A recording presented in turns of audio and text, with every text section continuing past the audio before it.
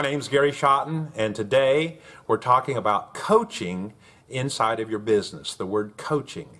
And of course, that refers to an athletic team. It could be maybe a music group or something like that, but in most regards, people understand World Cup football, we call soccer in the United States, or American football, where we throw this round ball a long ways and still call it football, or baseball, or basketball. So coaching is a part of many kids start very, very small, like really small, and they have a coach.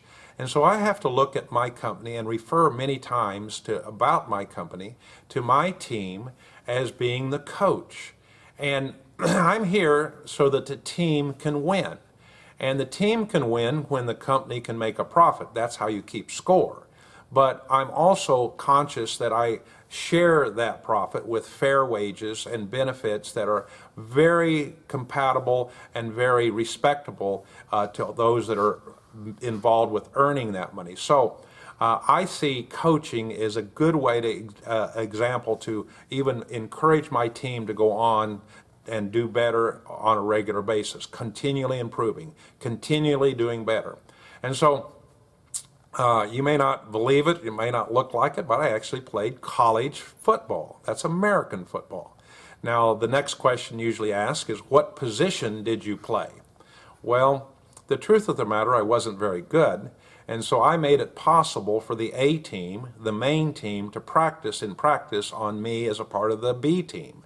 I didn't play very many years, and but I did follow the athletic route to the point that I really do understand being coached. I wasn't a professional coach coaching somebody else, but every dad has been a coach for a little bit.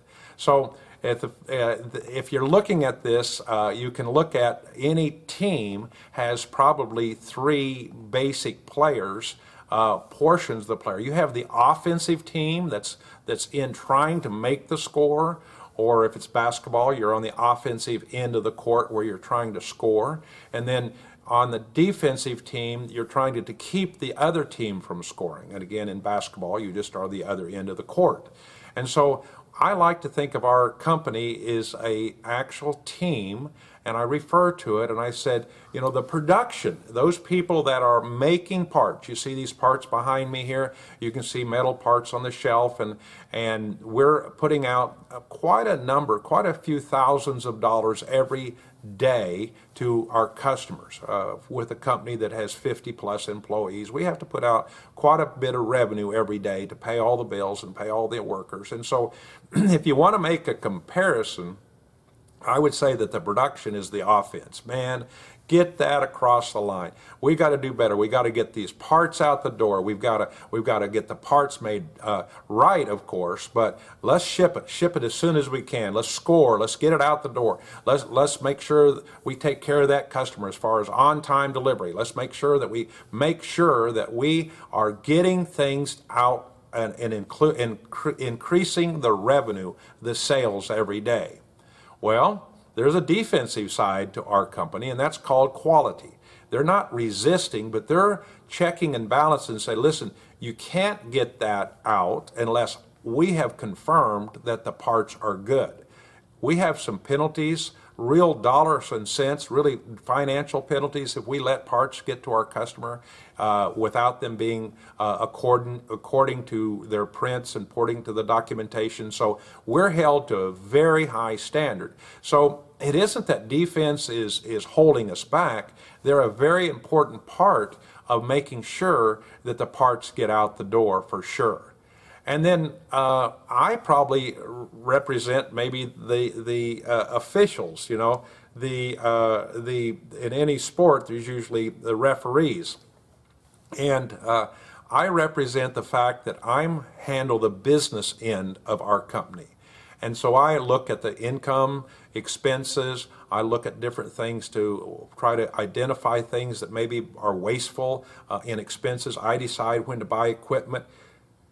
I pay all of our bills because somebody else is committed to those bills, and so when it comes to me, it's ready to be paid if we ordered it, but I might say next time don't order that, or next time let's shop around, let's get a better price than we did that last time. We have a 2 or 3 quote policy so that if we're buying anything of any size, we normally have time to get 2 or 3 quotes, and then we work with regular repeat vendors. But I'm the one that must make sure that we're making a profit. I don't make the profit because I don't make the parts. I don't measure the parts like the quality department does to ensure that we're out the door with good parts.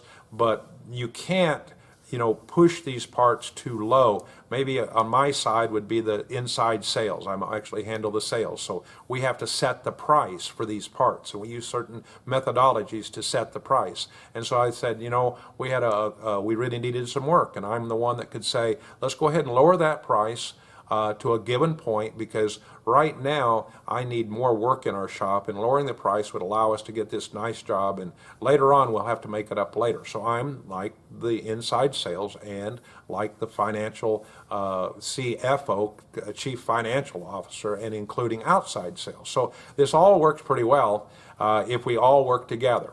So as we're looking at this, you might look at your situation and say, hey, am I continually improving? Am I continually making things better? And do you have a coach? Are you the coach? If you have a couple employees or any number of employees, you can expect them to come to a certain kind of training on their part even, that they should be diligent at doing what they're doing. And you're going to have to at times replace people, because your team, we had to do that in the last few days. We had to trim our workforce by 2 people.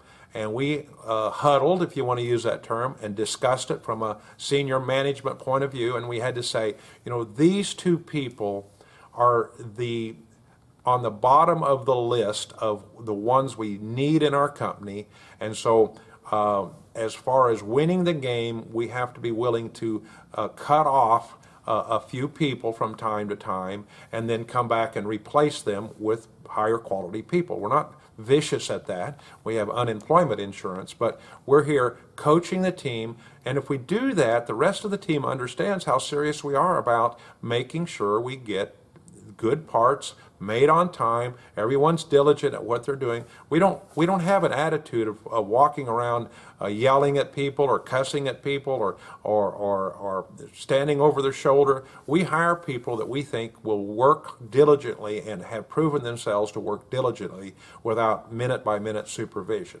But that's our style as a team, just like any other team. Well, for the entire team to win, we have to have a coach. And for the entire team to win, we have to have multiple players playing in given positions, and that's true in your business. And if you look at it that way, I think you can have a little fun with it.